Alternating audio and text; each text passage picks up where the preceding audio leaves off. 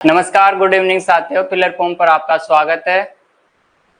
विलंब चाहेंगे, 5 मिनट का विलंब हुआ, क्षमा चाहेंगे उसके लिए क्लास में। गुड इवनिंग साथियों। पूजा रानी गुड इवनिंग, किरण गुड इवनिंग। जुड़ जाइए साथियों ताकि हम हमारा सेशन जल्दी से स्टार्ट कर सके। कैसे हो आप सभी? उम्मीद है आप स्वस्थ और मस्त होंगे और अपनी तैयारी आगे बढ़ा रहे होंगे। सेशन शुरू करने से पहले ये है हमारा एप्लीकेशन फिलर फॉर्म, जिस पर आपको पेपर 1 के साथ में 14+ सब्जेक्ट की बेहतरीन विषय विशेषज्ञों द्वारा बेहतरीन तैयारी करवाई जाती है। तो आप इस कोर्स का हिस्सा हो सकते हैं, जिसमें आपको पेपर 1 के साथ में पेपर 2 के 14+ सब्जेक्ट, इसके मॉक टेस्ट फ्री में प्रोवाइड करवाए जाते हैं।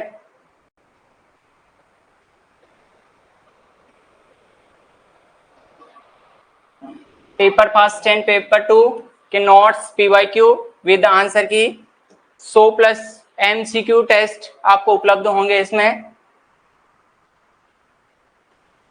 अब हम शुरू करते हैं आज का सेशन। आज का सेशन प्रथम सेशन है। पाठ्यक्रम के अकॉर्डिंग देखा जाए तो पाठ्यक्रम में इकाई 7 कहानी से संबंधित हमारा जो प्रथम क्लास है, ये इकाई 7 कहानी की है, जिसमें ये है हमारे कहानियों का शेड्यूल। 21 कहानियां हैं कुल टोटल, जिसमें आज हम 23 सितंबर को राही और कानों में कंगना 2 कहानियां देखने वाले हैं। दोनों कहानियों को हम बड़े ही धैर्य के साथ में लाइन टू लाइन अध्ययन करेंगे।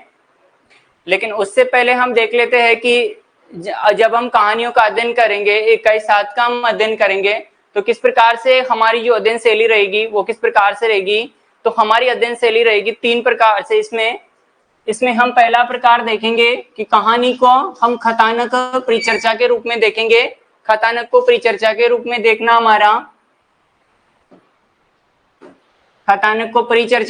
हमारा प्रथम सेशन रहेगा। उसके बाद में हम कहानी को लाइन टू लाइन अध्ययन करेंगे और लास्ट में हम कहानी जब हमारी समाप्त हो जाएगी तो सरसरी तौर पर हम एक बार कहानी के ऊपर नजर करेंगे।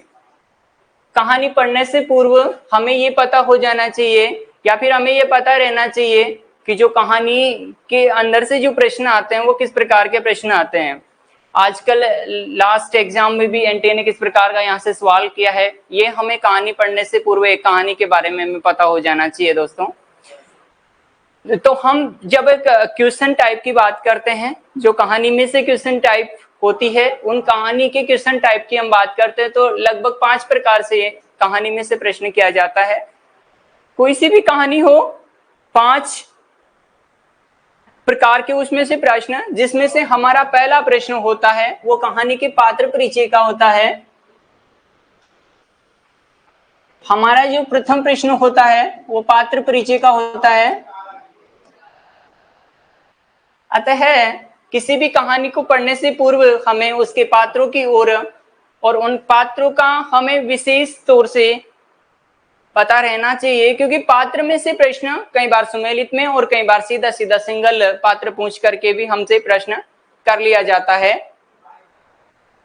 बिल्कुल हो जाएगा, एग्जाम तक सिलेबस कंप्लीट हो जाएगा। वैसे जो सिलेबस का शेड्यूल वैसे विस्तृत डाल दिया गया है। और भी अगर जब हमारी यूजीसी नेट जेआरएफ के जो दिसंबर सेशन है उसके लिए जो नियत दिनांक आ जाएगा एनटीए की तरफ से, तब हमारा शेड्यूल और भी संशोधन कर दिया जाएगा। निश्चिंत रहिए दोस्तों, बिल्कुल निश्चिंत रहिए।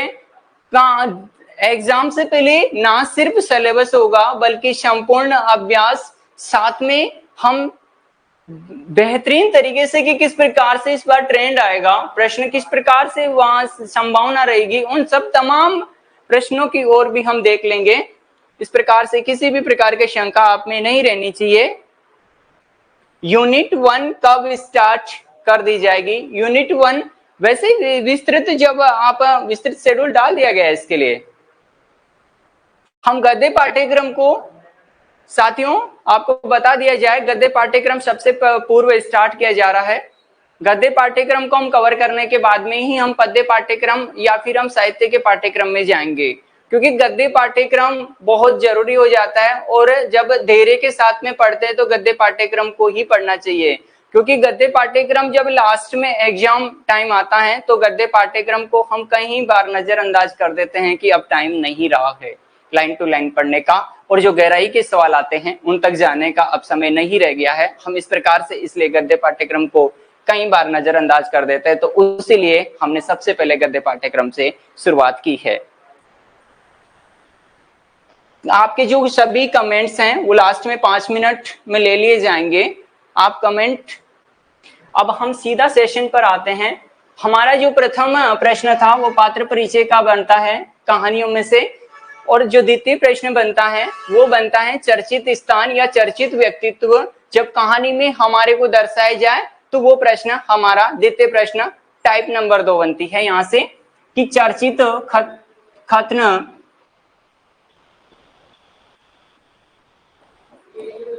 और चर्चित व्यक्तित्व अगर कहानी में आया है तो उसका नाम हमसे पूछा जा सकता है। तृतीय जो टाइप बनती है कहानी में से प्रश्न की, वो बनती है कहानीकार संबंधित या कहानी संग्रह संबंधित सवाल। कई बार ये पूछ लिया जाएगा कि जो राही कहानी है उसके कहानीकार कौन है, या फिर राही कहानी है वो कौन से कहानी संग्रह में सम्मिलित है, तो वो हमारी तृतीय टाइप हो जाती है। ये हमारी तृतीय टाइप हो गई। और चौथी टाइप हमारी बनती है कहानी में कोई भी गीत, कोई भी जो उसमें गीत या फिर प्रसिद्ध वक्तव्य दिया जाता है तो वो भी एक सवाल बन जाता है। ये भी बड़ी कठिन टाइप मानी जाती है। ये इस प्रश्न को भी हम तभी सवाल हल कर सकते हैं, इस सवाल को, जब हमने कहानी बड़े धैर्य के साथ में लाइन टू लाइन पढ़ी हो। और अंतिम जो हमारी टाइप है वो है खतन। खतन, जब कहानी के खतन एज इट इज आते हैं और उनको जब क्रम से लगवाया जाता है कि पहले कौन सा खतन, द्वितीय नंबर पर कौन सा खतन, तो ये हमारी 5वीं टाइप होती है और यही सबसे कठिन टाइप मानी जाती है।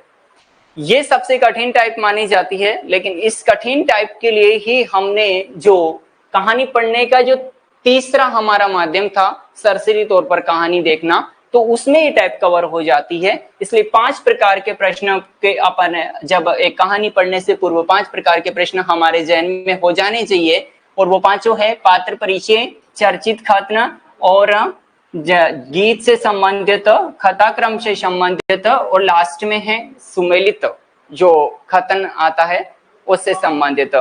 तो जब कहानी हम शुरू करते हैं तो ये जहन में लेकर के आप चले कि इस प्रकार के प्रश्न वहां से बनते हैं, तो ताकि हमारा सीधा सीधा ध्यान उस क्वेश्चन की तरफ जब हम कहानी पढ़ते हैं तो हमारा चला जाए, और हम कहानी को एक जो कहानी की गहराई में है उसमें उतर पाए, और कहीं से कोई भी सवाल आने से पहले हम उस सवाल के लिए अपने आप को तैयार करें।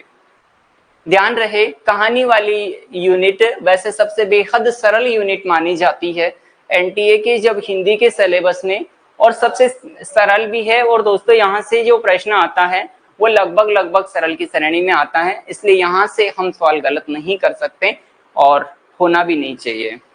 तो आइए अब हम शुरू करते हैं। आज की जो हमारी प्रथम कहानी है वो प्रथम कहानी है हमारी राही कहानी। ध्यान दें, राही कहानी हमारी ना सिर्फ प्रथम कहानी है, बल्कि जब हम पाठ्यक्रम में गद्य पाठ्यक्रम हो, चाहे हमारा हिंदी का संपूर्ण पाठ्यक्रम हो, उसके हमारी प्रथम कहानी है। तो हम प्रथम कहानी शुरू करने से पहले दुष्यंत कुमार महान गजलकार हुए हिंदी के अंदर, उनकी एक गजल हम जरूर देखेंगे। सिर्फ हंगामा खड़ा करना हमारा मकसद नहीं है, ये सूरत बदलनी चाहिए, आग मेरे सीने में ना सही तो तेरे सीने में जरूर जलनी चाहिए। तो दोस्तों इसका अभिप्राय ये है कि हम ना सिर्फ एक दिखावे के लिए, बल्कि हम अपने आप के कैरियर को, अपने आप के करियर को ऊंची उड़ान देने के लिए हम नेट जेआरएफ की तैयारी कर रहे हैं और हम मिशन जेआरएफ पर काम कर रहे हैं। मिशन जेआरएफ आज से शुरू हो चुका है। तो आइए मैं आपके साथ खड़ा हूं, तो इस मिशन जेआरएफ के अंदर हम कंधे से कंधा मिला करके चले और हमारी प्रथम कहानी शुरू करते हैं इसी संकल्प के साथ में। हमारी जो प्रथम कहानी है वो राही।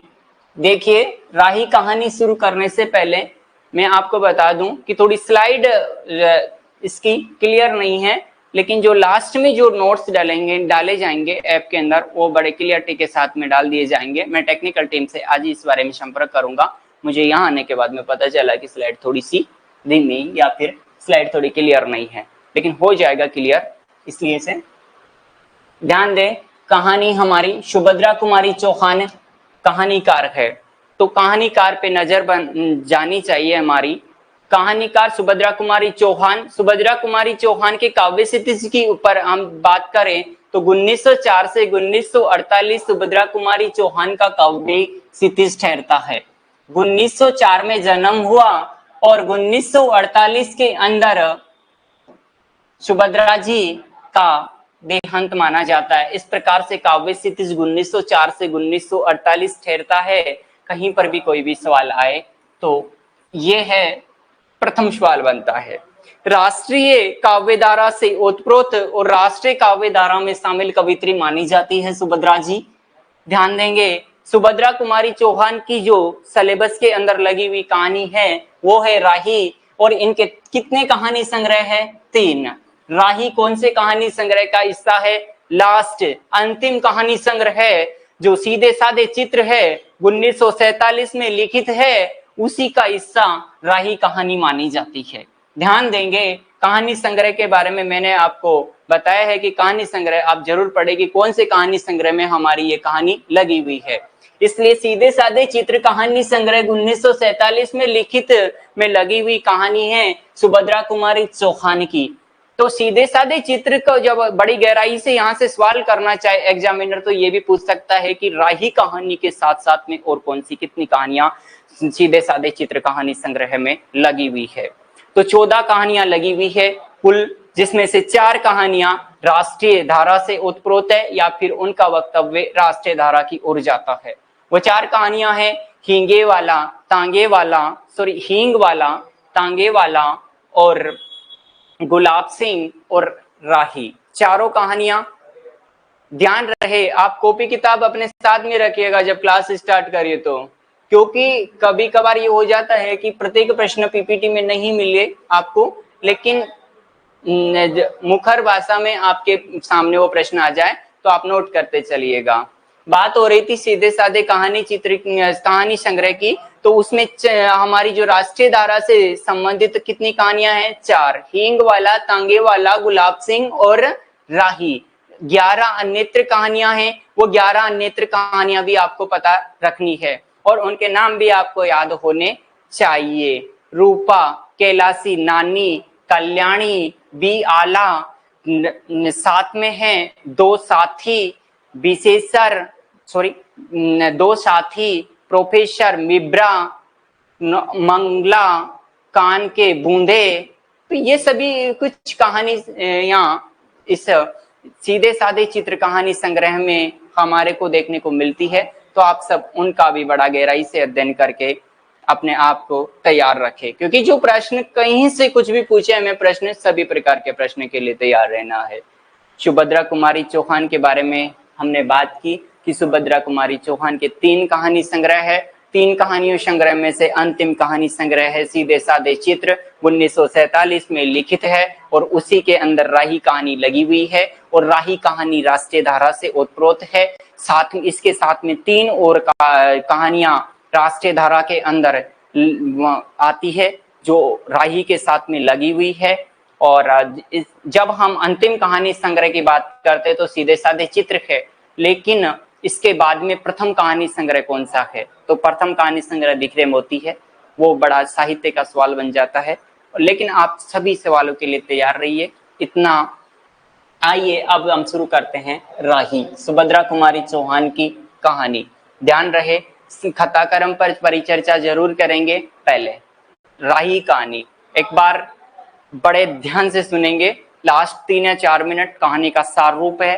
कहानी का सार रूप, हम कहानी विस्तृत पढ़ने से पूर्व कहानी के सार रूप को जानेंगे।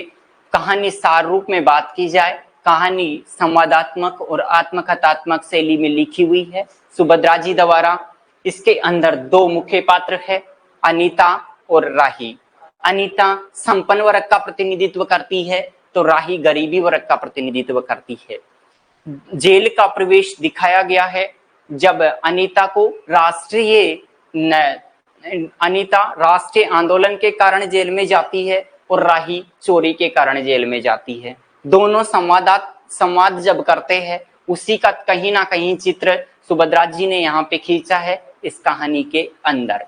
ये हम शॉर्ट रूप से यह कहानी है और यही हम इस कहानी में विस्तृत रूप से अब हम अध्ययन करेंगे। आइए शुरू करते हैं अपनी कहानी। तेरा नाम क्या है? प्रश्न बनता है, पहली ही पंक्ति है और यह प्रश्न भी बनता है। तेरा नाम क्या है? ये देख करके पूछा जा सकता है कि यह संवाद किसने किससे किया। तो आंसर बनेगा हमारा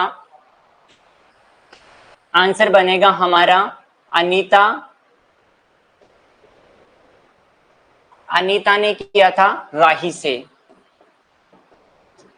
आंसर बनेगा हमारा कि अनीता ने राही से किया था यह संवाद कि तेरा नाम क्या है? राही, तुझे किस अपराध में सजा हुई? चोरी की। प्रश्न बनता है कि किस अपराध में राही को सजा हुई? चोरी के अपराध के अंदर। आंसर बनेगा चोरी का अपराध। चोरी की थी सरकार।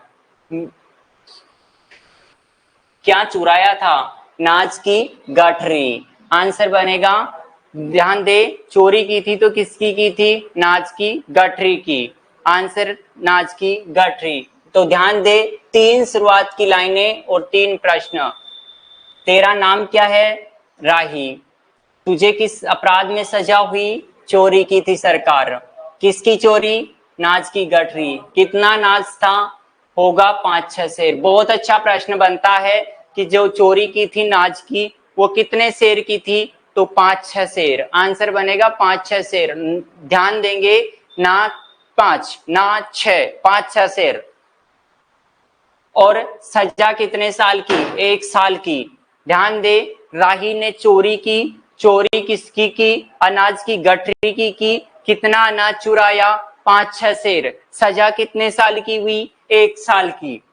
तो तूने चोरी क्यों की? मजदूरी करती तब भी दिन भर में 3-4 आने पैसे मिल जाते। हमें मजदूरी मिलती सरकार, हमारी जाति मांग रोरी। बहुत अच्छा प्रश्न है और किया हुआ प्रश्न है एनटीए द्वारा।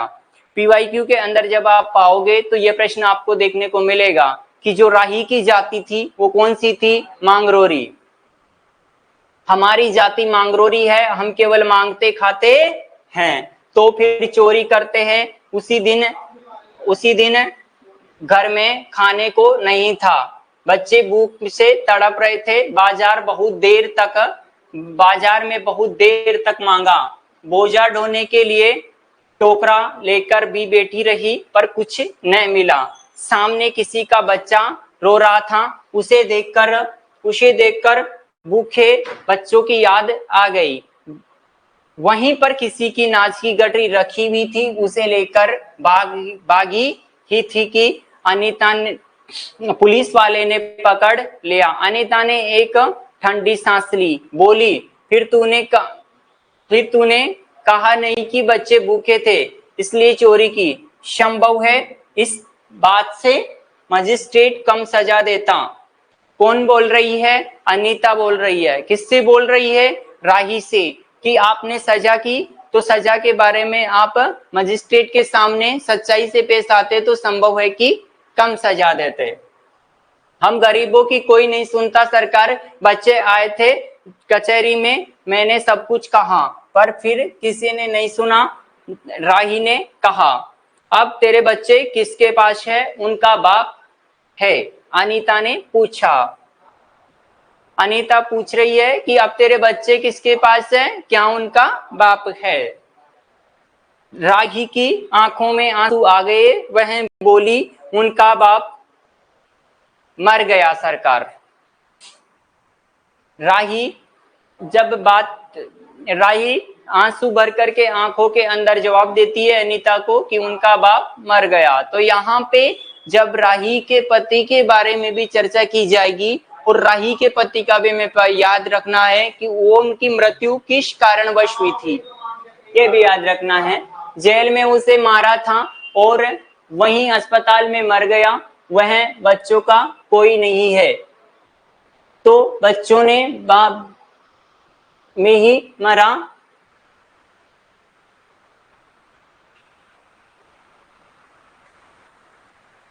साथियों, इस कहानी को हम मिस करते हैं, इस कहानी का हम अध्ययन आगे करेंगे। स्लाइड में ज्यादा ही दिक्कत है, इसलिए हम अगली कहानी स्टार्ट करते हैं, कानों में कंगना, राधिका रमण प्रसाद की। आज इस कहानी को यहीं पर होल्ड कर दीजिए। इस कहानी को हम शुरू से स्टार्टिंग से कल के शेड्यूल के अंदर अध्ययन करेंगे। क्षमा चाहेंगे, इसकी पीपीटी क्लियर नहीं है, ज्यादा ही दिक्कत है। मेरे को तो मेरे से भी ज्यादा दिक्कत आपको सामना करना होगा इसमें, इसलिए हम अगली कहानी ही पढ़ लेते हैं। इसकी पीपीटी क्लियर नहीं है तो राही कहानी को आप होल्ड कर दीजिएगा। अगली कहानी कानों में कंगना यूनिट 7 की राजा राधिका रमण प्रसाद सिंह जी की कहानी है, कानों में कंगना। इसका अध्ययन कर लेते हैं। उसमें पीपीटी क्लियर नहीं थी, इसमें बेहद अच्छी पीपीटी है, बिल्कुल अच्छे से क्लियर है सब चीजें। तो हम इसका अध्ययन करते हैं। कानों में कंगना कहानी, कानों में कंगना कहानी राजा राधिका रमण प्रसाद सिंह जी की कहानी है। हिंदी के गद्यकार है, वो बहुत अच्छे गद्यकार है। बड़ी गहराई से सवाल यहाँ से किया जाता है। जब बात करते हैं कानों में कंगना, इंदु पत्रिका में प्रकाशित है, इंदु पत्रिका में प्रकाशित हुई थी। कानों में कंगना कहानी राजा राधिका रमण प्रसाद सिंह की कुसुमांजलि कहानी संग्रह में संकलित है। कुसुमांजलि कहानी संग्रह में संकलित है। यह कहानी बिल्कुल किरण दिख नहीं रहा था, इसीलिए उस कहानी को होल्ड पे रख दिया है हमने। राही कहानी आगे के शेड्यूल के अंदर हम उसका अध्ययन कर लेंगे। बिल्कुल, ये पीपीटी क्लियर है ना, एकदम क्लियर अब तो ठीक है। राजा राधिका रमण प्रसाद सिंह जी की कहानी है कानों में कंगना, बहुत अच्छी कहानी है। बड़े यह भी आत्मकथात्मक शैली के अंदर है। एक प्रसिद्ध वक्तव्य रामचंद्र शुक्ल ने कानों में कंगना कहानी पर किया था, भावुकतापूर्ण कहानी। ध्यान देंगे, रामचंद्र शुक्ल ने भावुकतापूर्ण कहानी करार दिया कानों में कंगना कहानी को। इसके अंदर मुख्यतः है पात्र की बात की जाए तो पात्र है किरण,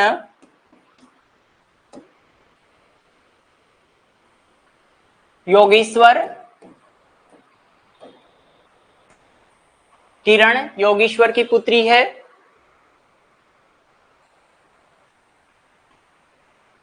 जूही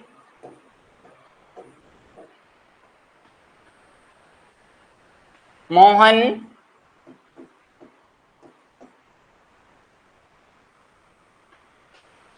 ध्यान देंगे, इंदु पत्रिका में प्रकाशित कुसुमांजलि कहानी संग्रह में संकलित किरण, योगेश्वर, जूही, मोहन, ये सभी इसके प्रमुख पात्र है।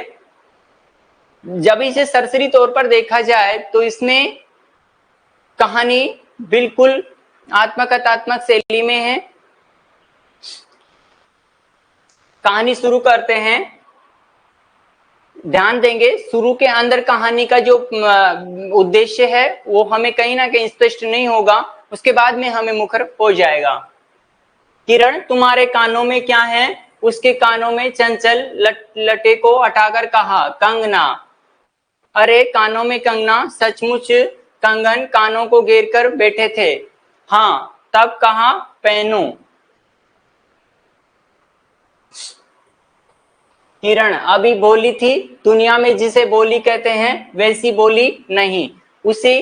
उसे वन के फूलों का बोलापन समझो, नवीन चमन के फूलों की भंगिमा नहीं। विविध खाद या रस से जिनकी जीविका है, निरंतर काट जाट से जिनका सौंदर्य है, जो दो घड़ी चंचल चिकने बाल की भूषा है, दो घड़ी तुम्हारे फूलदान की शोभा। ध्यान देंगे, जो रेड स्लाइड के अंदर आ रहा है उसे आप अंडरलाइन करेंगे। अगर आपके पास कहानी है तो आप रेड स्लाइड में है उसको आप अंडरलाइन कर लीजिए। मुख्य पॉइंट है कहानी में से दिया जा सकता है ये खत और पूछा जा सकता है कि दुनिया में जिसे बोली कहते हैं वैसी बोली नहीं, उसे वन के फूलों का बोलापन समझो, नवीन चमन के फूलों की भंगिमा नहीं, विविध खाद या रस से जिनकी जीविका है, निरंतर काट छांट से जिनका सौंदर्य है, जो दो घड़ी चंचल चिकने बाल की भूषा है, दो घड़ी तुम्हारे फूलदान की शोभा। यहां तक दिया जा सकता है ये कथन किस कहानी से लिया गया है। तो जब हम एग्जाम की होल में रहेंगे तो हमें समझ में नहीं आएगा, अभी भले आसान लग रहा है लेकिन वहां समझ में नहीं आएगा कि कौन सी कहानी से है, इसलिए अंडरलाइन कर लीजिए और ध्यान रख लेना। वन के फूल ऐसे नहीं, प्रकृति के हाथों में लगे हैं, मेघों की धारा से बड़े हैं, चंचल दृष्टि से इन्हें पाती नहीं, जगद वायु इन्हें छूती नहीं, ये सरल सुंदर सौरभमय जीवन है। जब जीवित रहे तब चारों तरफ अपने प्राण धन से हरे भरे रहे, जब समय आया तब अपनी मां की गोद में जड़ पड़े। आकाश स्वच्छ था, नील उदार सुंदर। ध्यान दे, ये हमारा इशारा करता है प्रकृति चित्रण पर। इस कहानी के बारे में जब कथन आए कि प्रकृति चित्रण किया गया है, बिल्कुल किया गया है। पत्ते शांत थे, संध्या हो चली थी, सुनहरी किरणें सुदूर पर्वत की चूड़ियों से देख रही थी। वह पतली किरण अपनी मृत्यु शैया से इस शून्य निविड़ कानन में क्या ढूंढ रही थी, कौन कहे किसे एकटक देखती थी, कौन जाने अपनी लीला भूमि को स्नेह करना चाहती थी, या बाद हमारे बाद वहां क्या हो रहा है इसे देखना चाहती थी। मैं क्या बता सकूं, जो हो उसकी उस भंगिमा में आकांक्षा अवश्य थी। मैं तो खड़ा खड़ा उन बड़ी आंखों में किरण लूटता था, आकाश में तारों को देखा या उन जगमग आंखों को देखा, बात एक ही थी। हम दूर से तारों के सुंदर शून्य झिलमिल को बार बार देखते हैं, लेकिन वह स्तर निश्चेष्ट ज्योति सचमुच भावहीन है, या आप ही अपनी अंतर्लहरी से मस्त है, इसे जानना आसान नहीं। हमारी ऐसी आंखें कहाँ कि उनके सहारे उस निगूढ़ अंतर में डूबकर था है ले। जैसा कि कहानी शुरू होने से पहले साथियों मैंने बताया था कि कहानी शुरू के अंदर गद्यकार ने कुछ और ही स्पष्ट है उसकी झांकी आगे देखने को मिलेगी। हमें शुरू के अंदर थोड़ी क्लिष्ट भाषा में यह कहानी का वक्तव्य समझ में नहीं आएगा। मैं रसाल की डोली थाम कर पास ही खड़ा था, वह बालों को उठाकर कंगन दिखाने की भंगिमा प्राण में रहकर उठती थी। जब माखन चुराने वाले ने, बहुत अच्छा पॉइंट है और बहुत अच्छा कथन है, ध्यान देंगे इस कथन पर। इस कहानी में से ये कभी पता नहीं चलेगा कि हमारे को की कानों में कंगना कहानी से है, ये कथन हमारे सामने है। जब माखन चुराने वाले ने गोपियों के सिर के मटके को तोड़कर उनके भीतर किले को डहा दिया, या नूर जाने, ध्यान दे नूरजा पर ध्यान देंगे, नूर जाने अंचल से कबूतर उठाकर सहंसा के कठोर हृदय की धज्जियां उड़ा दी, फिर नदी के किनारे बसंत बल्लभ रसल पल्लव की छाया में बैठी किसी अपर रूप बालिका की यह सरल स्निग्ध भंगिमा एक मानव अंतर पर क्यों न दौड़े। ध्यान देंगे, ऐसा लग रहा है कि जैसे कि पद्य की भाषा में किरण की ओर इशारा कर रहे हैं गद्यकार इन्हीं लाइनों से, इसलिए ये लाइनें हमारे लिए, ये पंक्तियां बेहद खास हो जाती है और एग्जाम की दृष्टि से बेहद इंपॉर्टेंट है। किरण इन आंखों के सामने प्रतिदिन आती ही जाती थी, कभी आम के टिकोरे से आंचल भर लाती और कभी मोलसगिरी के फूलों की माला बना लाती। यहां से अब कहानी थोड़ा समझ में आने लगेगी, लेकिन कभी भी ऐसी बाल सुलभ लीला आंखों से होकर हृदय तक नहीं उतरी। आज क्या था, कौन शुभ या अशुभ क्षण था कि अचानक वह बनैली लाला मंदार माला से भी कहीं अधिक मनोरम दिख पड़ी। कौन जानता था कि चाल से कुचाल जाने में हाथों से कंगन भूलकर कानों में पहनने से इतनी माधुरी। 2 टके के कंगन, ये ध्यान देंगे, 2 टके के कंगन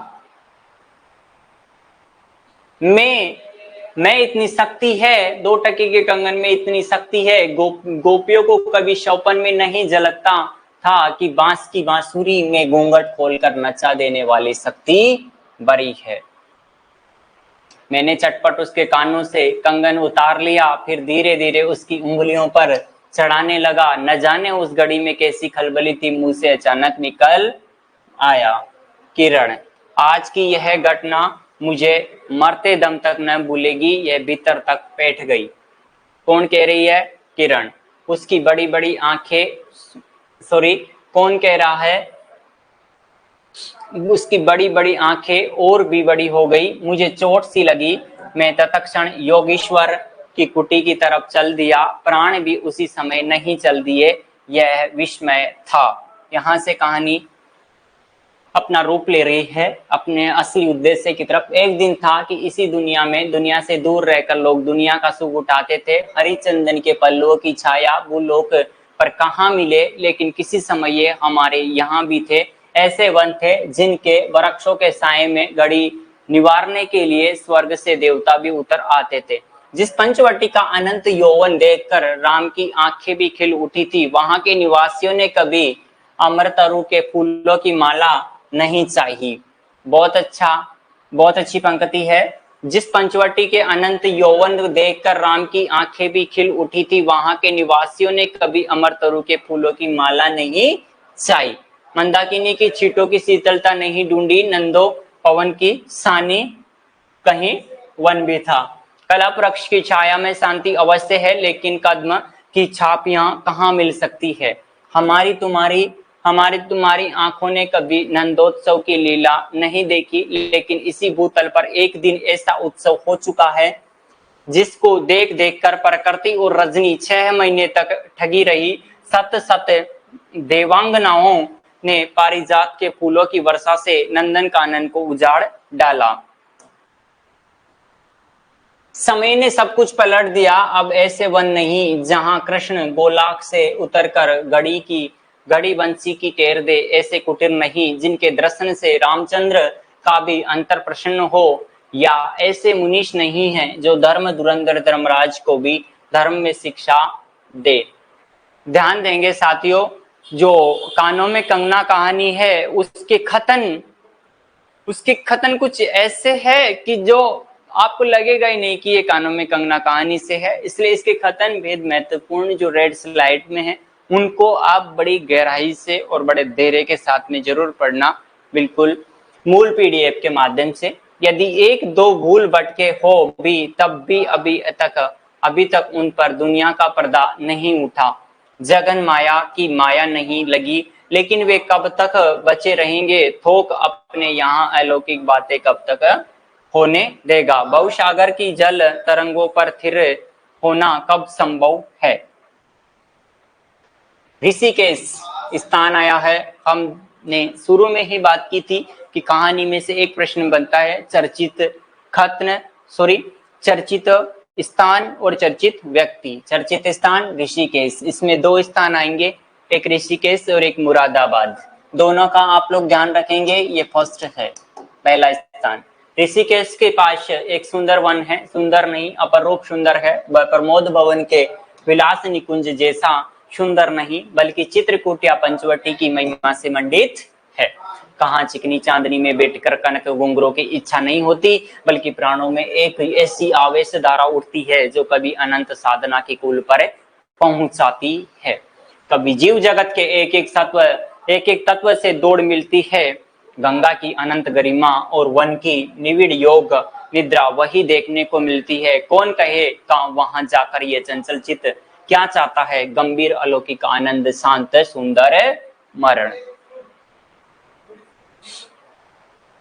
इसी में एक कुटी बनाकर योगीश्वर रहते थे। पात्र आया है, योगेश्वर ऋषि रहते थे। योगीश्वर ही थे, यद्यपि वह भूतल पर ही रहते थे। तथापि ध्यान देंगे इस पंक्ति की ओर, यहाँ से पंक्ति आ सकती है, यद्यपि वह भूतल पर ही रहते थे, तथापि इस लोक का जीव कहना यथार्थ नहीं था। उनकी चित्रवर्ती सरस्वती के श्री चरणों में थी, ब्रह्मालोक की अनंत शांति में लिपटी थी। किसके बारे में कहा गया है? तो योगीश्वर के बारे में कहा गया है कानों में कंगना कहानी में। और वह बालिका स्वर्ग से एक रश्मि उतारकर उस घने जंगल में उजाला करती फिरती थी, वह लौकिक। ध्यान दे, बहुत अच्छी पंक्ति है। पूछने लायक प्रश्न है कि वह बालिका स्वर्ग से एक रश्मि उतारकर उस घने जंगल में उजाला करती फिरती थी। वह लौकिक किसके बारे में कहा गया है? किरण के बारे में। कानों में कंगना कहानी में बहुत अच्छे कथन है। कानों में कंगना कहानी में पूछने लायक सवाल बनते हैं, बहुत बढ़िया गहराई के सवाल यहाँ से बनते हैं। मायावत जीवन नहीं था, इसे बंधन रहित बाधाहीन नाचती किरणों की लेखा कहिए, मानो निर्मुक्त चंचल मलय वायु फूल फूल पर डाली डाली पर डोलती फिरती हो, या कोई मूर्तिमान अमर संगीत बे रोक टोक हवा पर या जल की तरंग पर नाच रहा हो। मैं वहां इस लोक का प्रतिनिधि था। मैं ही उन्हें उनकी अलौकिक स्थिति से इस जटिल मर्त्य राज्य में खींच लाता था। कुछ साल से मैं योगेश्वर के यहाँ आता जाता था। पिता की आज्ञा थी उनके यहाँ जाकर अपने धर्म के सब ग्रंथ पढ़ डालो। योगेश्वर और बाबा लड़कपन के साथी थे, इसलिए उनकी मुझ पर इतनी दया थी। कौन बोल रहा है? प्रसिद्ध जो कानों में कंगना कहानी है उसके जो पात्र हैं किरण उनकी लड़की थी। उस कुटीर में एक वही दीपक थी। जिस दिन की घटना में लिख आया हूँ उसी दिन सवेरे में मेरे अध्ययन की पूर्णाहुति थी और बाबा के कहने पर एक जोड़ा पीताम्बर 5 स्वर्ण मुद्राएं तथा किरण के लिए 2 कनक कंगन। बहुत अच्छा प्रश्न है, ध्यान देंगे। यहाँ से क्या क्या चीजें लाया था पूछा जा सकता है और खतन में बहुत अच्छा सवाल बनता है, गहराई का सवाल बनता है। 1 जोड़ा पीताम्बर नोट करेंगे, 5 स्वर्ण मुद्राएं और 2 कनक कंगन। आजकल एनटीए जिस प्रकार से सवाल कर रहा है किसी भी प्रकार का सवाल कर सकता है। और हाँ बिल्कुल नरेंद्र कह रहा है किरण तो आप ही का नाम, और किरण थोड़ा कंफ्यूज मत होना, किरण ने सही आंसर दिया नरेंद्र का। आचार्य निकट ले गया था, योगेश्वर ने सब लौटा दिए, केवल कंगन को किरण उठा ले गई। वह क्या समझ कर चुप रह गए, समय का अद्भुत चक्र है। जिस दिन मैंने धर्म ग्रंथ से मुंह मोड़ा उसी दिन कामदेव ने वहां जाकर उनका किताब का पहला सफा पलटा। दूसरे दिन ही मैं योगेश्वर से मिलने गया था। कौन? नरेंद्र कह रहा है। वह किरण के पास बिठाकर न जाने क्या पढ़ा रहे थे। उनकी आंखें गंभीर थी। मुझे देखते ही वह उठ पड़े और मेरे कंधों पर हाथ रखकर गदगद स्वर से बोले, नरेंद्र। पहली बार एंट्री हुई है नरेंद्र की कहानी के अंदर। अब मैं चला, किरण तुम्हारे हवाले है। यह कहकर किसी की सुकोमल उंगलियां मेरे हाथों में रख दी और लोचनों के कोनों पर 2 बूंदें निकलकर झांक पड़ी। मैं स्वयं उठा। क्या उन पर सब बातें विदित थी?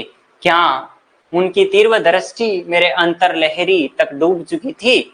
वह ठहरे नहीं, चल दिए। मैं कांपता रह गया। किरण देखती रह गई। कौन? नरेंद्र अपने आप से कह रहा है। सन्नाटा छा गया, वन वायु भी चुप हो चली। ध्यान दे कि जो कहानी हम अध्ययन करते हैं तो कहानी में सबसे मोस्ट हो जाता है कि कौन सा पात्र इस समय मुखर है। क्योंकि जब हम कहानी विधा की बात करते हैं तो कहानी विधा वह विधा है जिसके अंदर सब कुछ कहानीकार नहीं बोलता है, उसके पात्र मुखर होकर के बोलते हैं। तो कहानी जब हम पढ़ते हैं तो उसमें विशेष हमें ये ध्यान रखना पड़ता है कि कहानी का कौन सा पात्र किस समय कहानी के अंदर एंट्री ले रहा है और वो कब बोल रहा है। वन वायु भी चुप हो चली, हम दोनों भी चुपचाप चल पड़े। किरण मेरे कंधे पर थी। उठना अर्थात अंतर से कोई अकड़ कर कह उठा, हाय नरेंद्र, ये क्या? तुम इस वन फूल को किस चमन में ले चले? इस बंधन विहीन स्वर्गीय को किस लोक जाल में बांधने चले? अपने आप से नरेंद्र कह रहा है। कंकड़ी जल में जाकर कोई स्थायी विवर नहीं फोड़ सकती। क्षण भर जल का समतल भले ही उलट पुलट हो, लेकिन इधर उधर से जल तरंग दौड़कर उस छिद्र का नाम निशान भी नहीं रहने देती। बहुत अच्छी पंक्तियां है, पूछी जा सकती है, सीधी ही पूछी जा सकती है। कौन सी कहानी से है? तो कानों में कंगना कहानी से है। जगत की भी यही चाल है।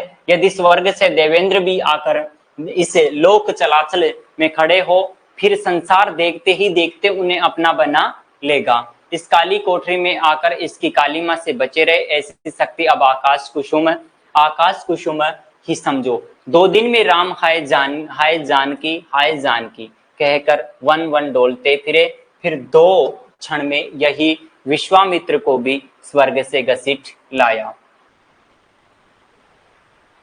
नरेंद्र मुखर होकर के बोल रहा है, अपने आप से ही कह रहा है।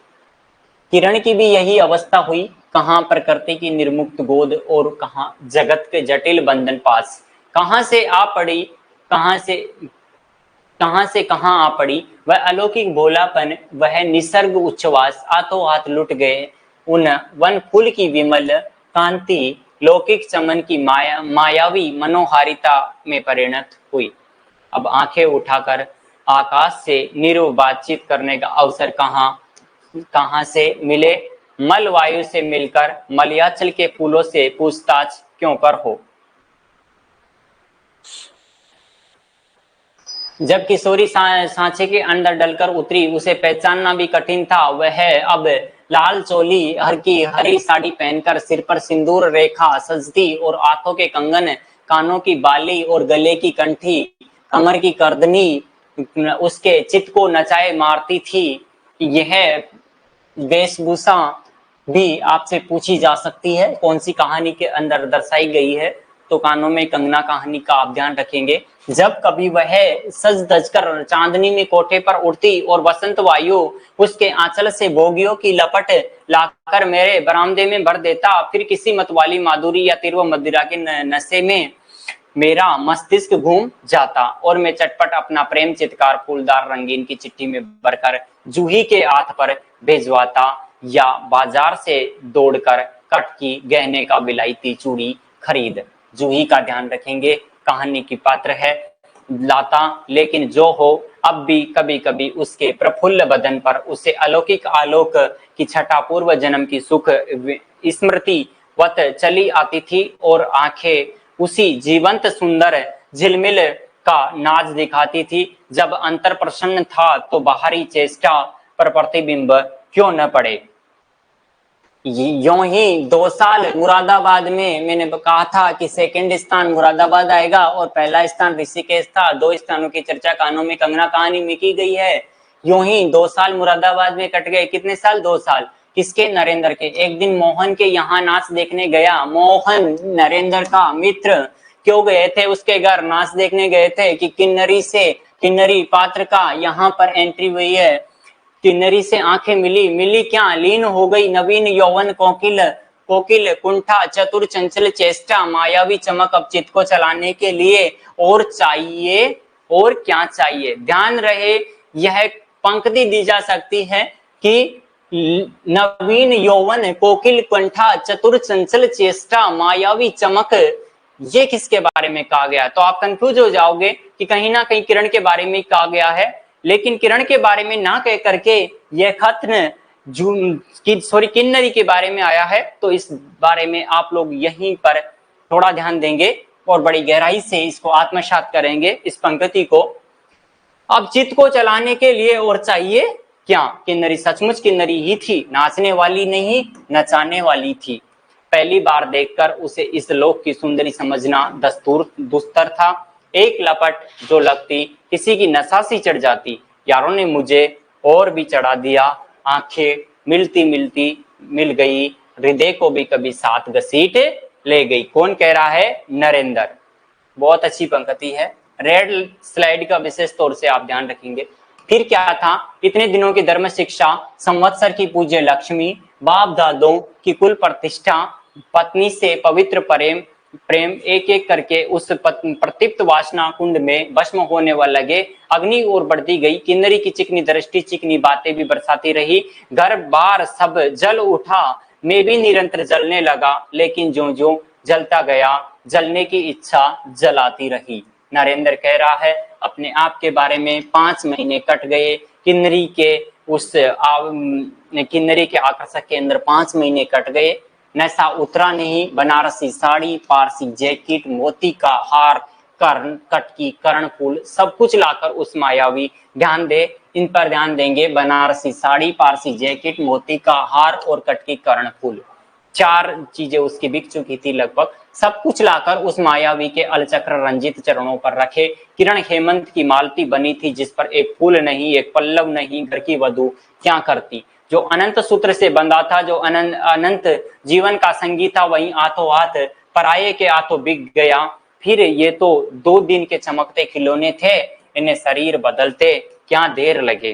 किसके बारे में कह रहे हैं? किन्नरी के बारे में कह रहे हैं। पंक्तियां देकर पूछा जा सकता है कौन किसके बारे में? नरेंद्र किन्नरी के बारे में। दिन भर बहानों की माला भूत भूत किरण के गले में, और शाम को माली की उस नाचने वाली के गले के अंदर सशंक निर्लज डाल देना, यही मेरे जीवन निर्वाह था। एक दिन सारी बातें खुल गई। किरण पछाड़ खाकर भूमि पर जा पड़ी। उसकी आंखों में आंसू न थे, मेरी आंखों में दया न थी। बरसात की रात थी, रिमझिम बूंदों की जड़ी थी, चांदनी मेघों से आंख मिचौनी खेल रही थी, बिजली वाले कपाट से बार बार झांकती थी, किसे चंचला देखती थी, और बादल किस मरोड़ से रह रहकर चिल्लाते थे। इन्हें सोचने का मुझे अवसर नहीं था। मैं तो किन्नरी के दरवाजे से हताश लौटा था। आंखों के ऊपर न चांदनी थी न बदली थी। त्रिशंकु ने स्वर्ग, अंडरलाइन करेंगे पंक्तियों को, त्रिशंकु ने स्वर्ग को जाते जाते बीच में ही टंकर किस दुख को उठाया, और मैं तो अपने स्वर्ग के दरवाजे पर सर रखकर निराश लौटा था। मेरी वेदना क्यों न बढ़ी हो। हाय, मेरी अंगुलियों में ये एक अंगूठी थी, रहती तो उसे नजर कर उसके चरणों पर लौटता। घर पर आते ही जूही को पुकार उठा, जूही, किरण के पास कुछ भी बचा हो तो फौरन मांग कर लाओ। नरेंद्र बड़े मुखर ढंग से बात कर रहा है।